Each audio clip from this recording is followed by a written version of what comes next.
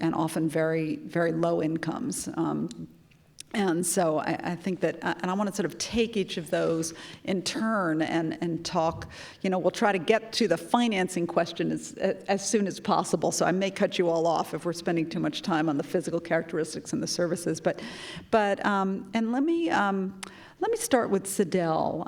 You obviously have a tremendous amount of expertise and experiencing in developing housing for seniors. So I'm wondering sort of what are the physical characteristics of healthy homes for seniors? That are they different from healthy homes for the broader population? As the differences in terms of the unit size, the configuration? So when we started developing housing for seniors, I think the HUD 202 program was kind of what we looked at, and we found that we had several serious problems with the HUD 202 program in terms of its inability to really push the envelope from an architectural and from a physical point of view. And so the typical projects that we develop as new construction are usually one bedrooms for a reason that we feel seniors, if they need a home attendant in the future, if they want to have a relative taking care of them in a studio, there's just not enough room. So we prefer a one bedroom. We do have the typical, not the pull cords that were in the 202 program. We've expanded on that. So what we have is if a senior falls in a bathroom or a bedroom and needs help, they can push the cord or the button, and they will get a respondent from our security system who will connect them immediately to EMS. This presents other issues in educating people not to bother EMS too much or tell your grandchildren not to push the button. But it's a very, very important, and security of that type is extremely important for seniors to know that if they don't have anybody, help will come. So that's a critical element. Of course, our projects have in all of the hallways these same push buttons on either sides of in the elevator and by the stairways, so that if somebody falls in the hallway, they can also summon help. We have security is a very important concern for seniors, and so we have a computerized security system when we don't have an actual guard at the front door. And that security system, everybody is registered into the security system. You can also register a caregiver or a family member who comes. And in the individual apartments, there's a video camera, so you can actually look down and see who is at the front door. In our senior buildings, one of the issues has always been in senior housing that people tend to just let anyone in. So they cannot actually let somebody in. They have to respond back to our security to say, yes, let them in, don't let them in, et cetera. So that is kind of another, and of course the challenges are teaching and training people how to use some of these systems. Just other kinds of things that are simple additions. When you open the elevator, you know you're on, let's say, your floor because there's a certain color, or there's a certain picture, or in the floor, it might be a square of a color. And so people, as they age, they can know they're on the blue floor and when the elevator opens. So it's very simple kinds of things, focusing on how to create communities.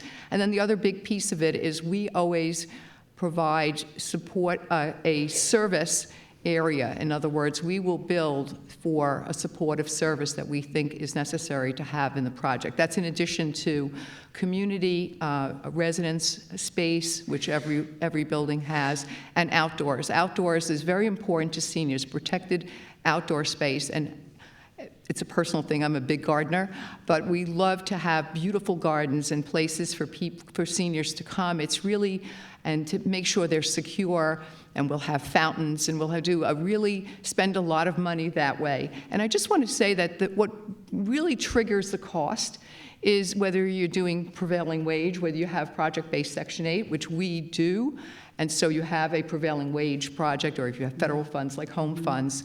But some of these items should not cost that much. Yeah. It doesn't cost a lot to design a beautiful garden. Yeah. So we don't think that the costs are really built in. It's really a matter of the funding source. Yeah. No, I think that's a really good point. As I was listening to these things, it sounds like you've been incredibly thoughtful. A lot of what we're talking about today does involve big amounts of money, large sums of money, and it sounds like these are some things that we can do pretty immediately without a lot of money that actually can really be health enhancing and quality of life enhancing for sure for seniors. So. Shola, can you discuss any challenges that the physical conditions and the design of the units and buildings on the NYCHA campuses pose that are specific to the senior population? Obviously, you have an aging population that you're serving. Speaking of a lot of money, right?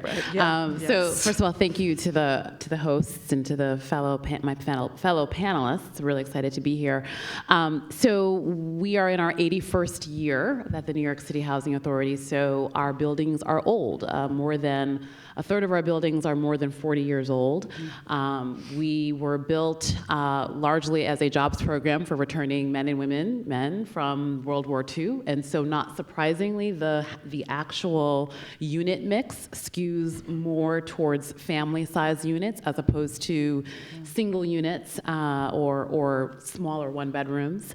Our buildings, we have an incredibly diverse portfolio. Folks will oftentimes think of the traditional tower in the park as sort of what typifies the New York City Housing Authority, but we're actually very diverse. We have low-rise, three-story buildings without elevators. We have, tenements on the Lower East Side, brownstones on the Upper West Side, single-family homes in Queens. It goes on.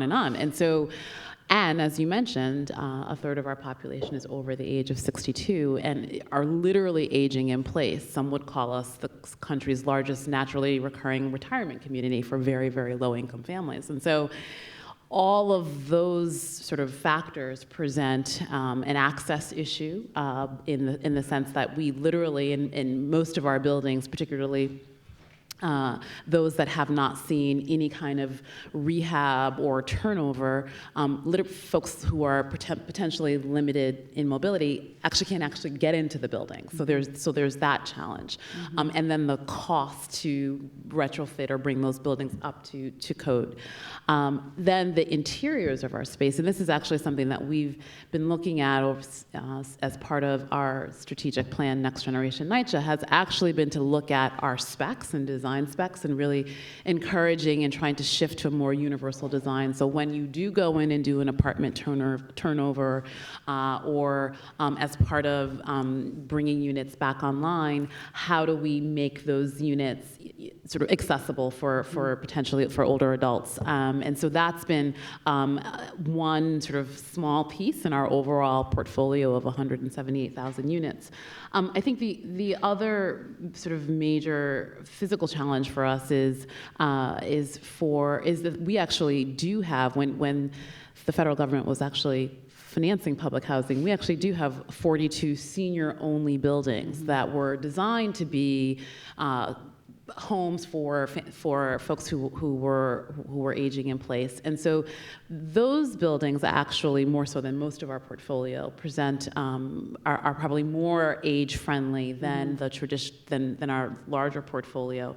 But we clearly have a larger challenge to make the entirety of our portfolio age-friendly.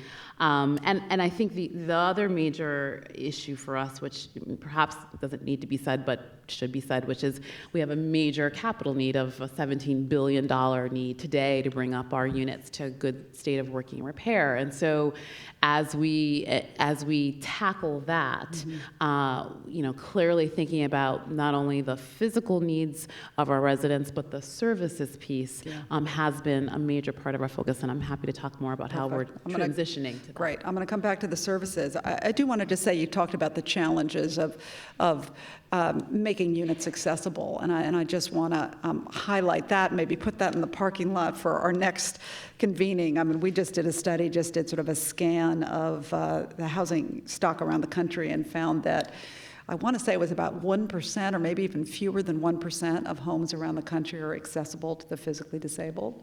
And, as our population ages and grows older, this is something we're going to really need to address. This is a looming problem.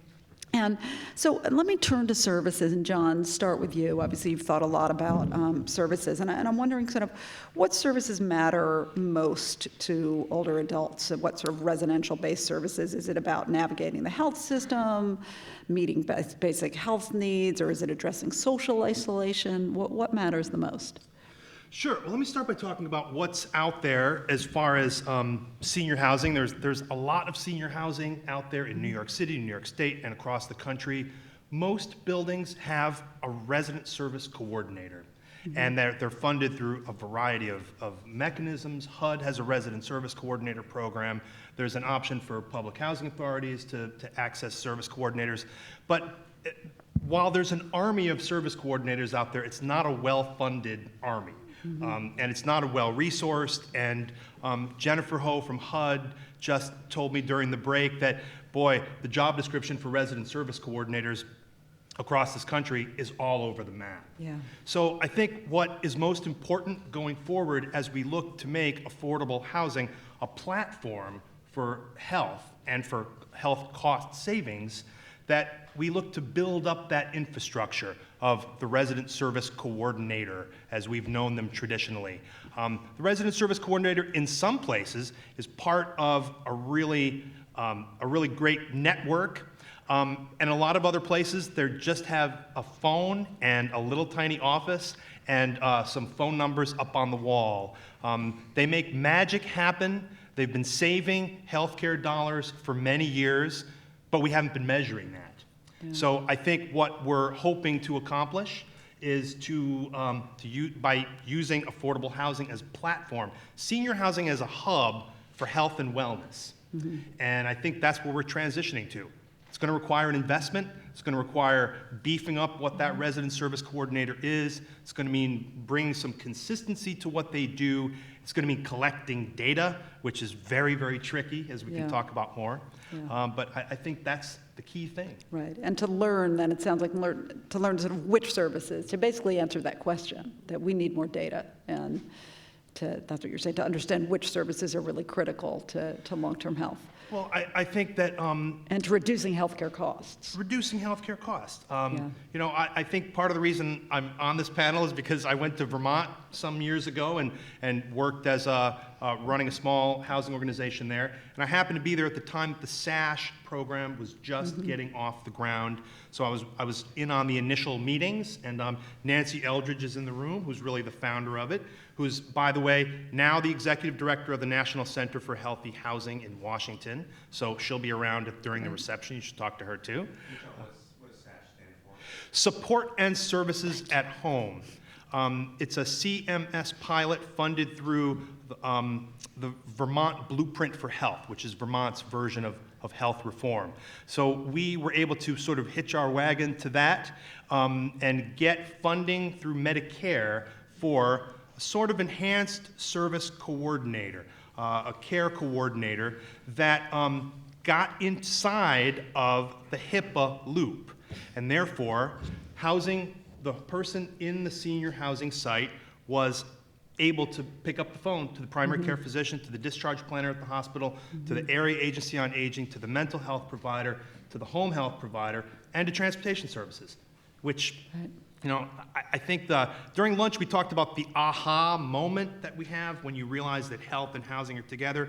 The aha moment for me was when we were working with a person who really had a lot of needs. It was an elderly woman who just had all the problems you could imagine, and our whole team was going to the mat to try to help her. And I picked up the phone to, one of the other providers, a social worker, and she said, "I can't talk to you. You're the housing provider. You're just going to evict her." And I was like, boy, 20 years in nonprofit, affordable, mission-based housing, and I'm being treated like a landlord. So I think that's what is changing out there now. There's a lot of really great examples of organizations that are doing similar things to what we were able to pull off in Vermont. Okay. And it's bending the cost curve. All right, great. Well, I want to come back to the sort of financing and ask Sadell sort of how you're financing services as well.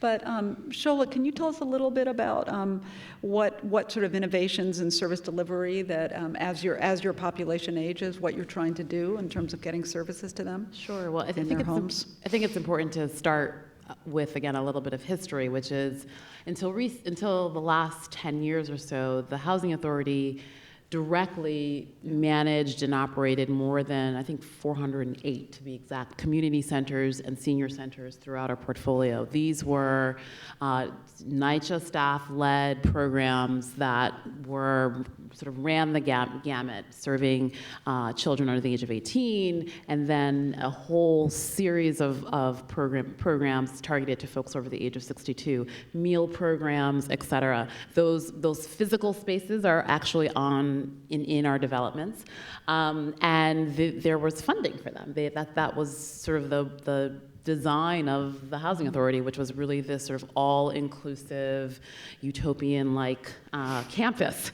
As that funding dwindled, the Housing Authority maintained those community centers and senior centers, and really, in the last 10 years, realized that that was really unsustainable, and so began a process of really shifting the direct operations and management of those centers to the other city agencies who are charged with either youth and community programs or the Department for the Aging. So, and as you can imagine, tradition, culture, things have sort of developed over 81 years. That has been a very difficult transition for our residents. And so as we sort of think about really trying to set the agency on a sustainable financial path, we also realize that there is a significant need. We've actually taken a much more, really looking to move us less, sort of taking stock of, yes, the city department agencies that are charged with those populations should run those centers, but that we are, oftentimes in many of these communities, we are the largest housing provider. We do sort of play the role of convener. So really moving our direct services to a more partnership and collaborative approach, the sort of collective impact model. We've divided our portfolio up into 16 zones, and really, and are really shifting our entire community programs and development sort of approach to a zone-based approach where we have identified or working to identify what are the outcomes we want to see in this community, who are the key partners in that community, and then how do we support them. One is we have the people, we have a tremendous amount of data, and really utilizing that data to inform what kinds of programs could, A, have an impact on potential healthcare savings, but also just the quality of life for our residents, but also what kinds of services residents actually need. We're really pleased to say that we've launched the Fund for Public Housing, which was really, I think, the first of its kind, a nonprofit, independent 501c3 that will actually support those nonprofit and philanthropic partners in those zones to provide those services. So it's sort of a twist on just simply integrating those services with the city, and also saying we know that our residents have a series of needs that could and should be met by the sort of very dynamic nonprofit community, and how can we best partner with them to do that. And Sadell, I mean, you also have sort of approached this through a partnership, right? The delivery of services in your developments. Can you talk a little bit about that? Sure. So building on what Shola said, and understanding the context that senior housing can't become assisted living, and when we started, the regs kind of gear you away from providing any more than intermittent service. We started with the concept of let's get housing managers to be social workers, and that works, but it doesn't necessarily work that well. There are positives and negatives to doing that. And one of the things that we thought of was to do co-locations. So, for example, we have a project on the grounds of Kings County Medical Center, and it is right next door to a nursing home. So we have access, and EMS is around the corner on that campus. We have access to all kinds of services for seniors, and interestingly enough, the seniors that may be self-selected into that building are frailer than in our other buildings. We have another project in Brooklyn which has a mental health clinic. It's a community-based clinic, and it provides services to our seniors. We have a certain percentage in that building that are homeless, and so they are charged in their lease with kind of making sure that they are reaching out and providing some service to people residents in our building who might need some special needs. We've worked very closely with the Department for the Aging on what I consider to be a really creative project. And by the way, I want to say that NYCHA has been absolutely invaluable on all our projects. We have project-based Section 8, and that's been a key to this, to successfully dealing with very low-income seniors. And our seniors are very low-income. We have people who are on welfare shelter, all the way up to 50% of median income. So in Brownsville, this project, I think, is really quite fascinating. We have an innovative senior center run by Catholic Charities that does everything from, serving 2 meals a day and access to benefits. There's pool table, there's fitness classes, there's computer. It's really quite a very creative mix. And we have, when they sort of end for the day, our partner, the Calvary Church, runs an after-school program till 7 o'clock for children, and then also on weekends. So it's kind of a very well-used space that really helps and is very important in the community. And just on a note on just on the NYCHA, a special collaboration with NYCHA on this project, we were charged with taking 20% of NYCHA residents who were in oversized apartments, seniors. And it was something we didn't know if we could do, but we blitzed the 20 developments in Brownsville, and we set up a team to go out there and basically give them applications, show them how to fill it out, see if they actually qualify. There are some people who were higher income, who had pensions and Social Security and just over that 50% limit. And we actually succeeded, and we met that entire quota for NYCHA residents, seniors coming from oversized apartments. So And that I'm sorry, is another. you said you went to Brownsville, but your development is It's in Brownsville. It's in Brownsville Our development also. is in Brownsville. Okay. And how The critical was that those seniors were able to stay in the community? Was that? I think it was very, very important. We fought for 6 months, HUD, to get a percentage of seniors from the community, and we only got a 10% preference at that point, because this was a HUD-insured project, and they have all kinds of affirmative marketing. The big joke, but it's not a joke, is that we had to go to Indian reservations north of Syracuse and ask them if they wanted to have a one-bedroom in Brownsville. So just that's how we have designed spaces up at our newest buildings, 99th Street and over at one under construction. We're looking at a PACE program for the senior building, and then in our supportive housing project, which has a majority of seniors, actually. We are working with the Carter Burden Center, and they're doing a social day program, which is a great program, and really this is a kind of learning experience for us, dealing with the Medicaid side of it and what you can do and can't do. So, John, can I come back to you on the funding side and how do you fund these services? And you talked about the experience in Vermont with SASH. Yes. Right? SASH, okay. And I'm wondering, how unique was that? We heard today about what New York State is doing. Sort of what are New York and Vermont kind of leaders in this areas? How much variation is there across states, and what can states? What's the next step forward for? Well, I think it's really clear that New York is way ahead of the curve nationally in rethinking and redesigning Medicaid. Absolutely. In Vermont, we were able to pull off SASH largely with Medicare funds, and I think that the real benefit of SASH is that it included a measurement tool, an evaluation tool built in. So when people were enrolling in the program, they signed off to let us into the HIPAA loop.